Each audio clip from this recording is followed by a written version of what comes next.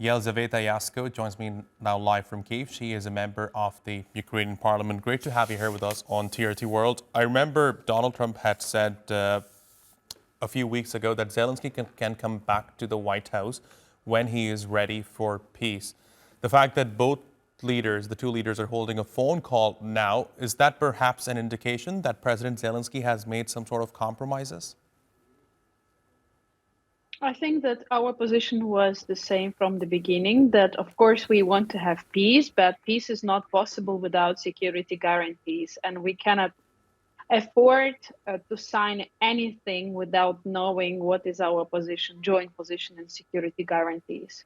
You have to understand that we are paying a very huge price every day. We lose a lot of people. And when we don't talk about security, we just give up for peace, for the sake of peace, without understanding what will happen tomorrow.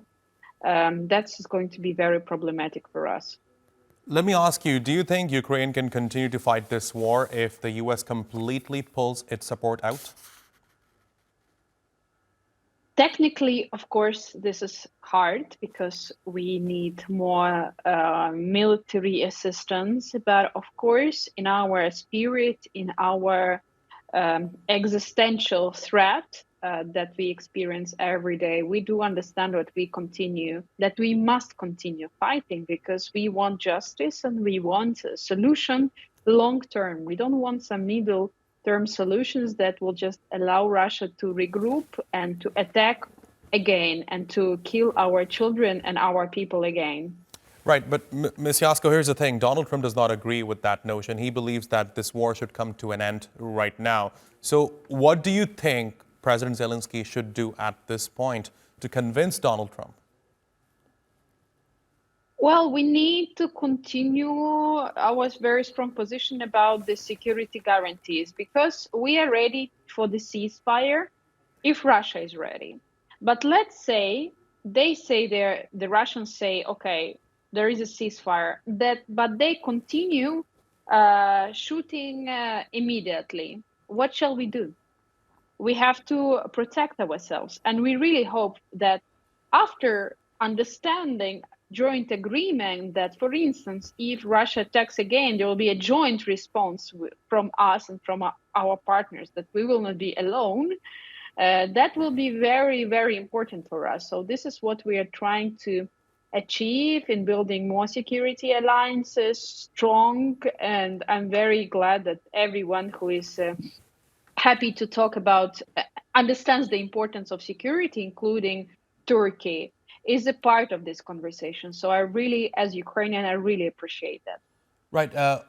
Talking about the role of the United States, I want to see where do you think Europe stands? Because up until Donald Trump came into power, both the European Union and the U.S. Were at the forefront when it comes to providing support to Ukraine, be it armed support, political support. But right now it seems that the U.S. has completely pulled its support out. EU support is still intact.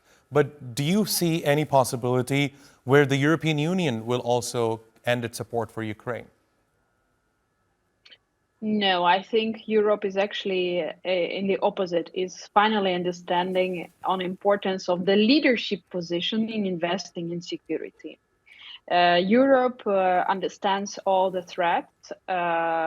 Let's not forget that in many countries there are hybrid threats, foreign interference in different elections. So Europe understands that we need to have a joint security alliance, whether it's NATO or some expanded NATO alliance, that has to be very strong, or it will be very problematic for each European citizen and in general to our European continent. And the solutions must be very practical, not just in a political speech. Now, Ms. Yasko, before I let you go, given the realities on the ground, given the fact that President Donald Trump and President Putin, they get along very well. They held a phone call yesterday and the readout of the statement was very positive. What do you think is likely to happen when it comes to Ukraine? Do you feel Ukraine will be forced into making some compromises, or would you think Donald Trump might change his mind at some point?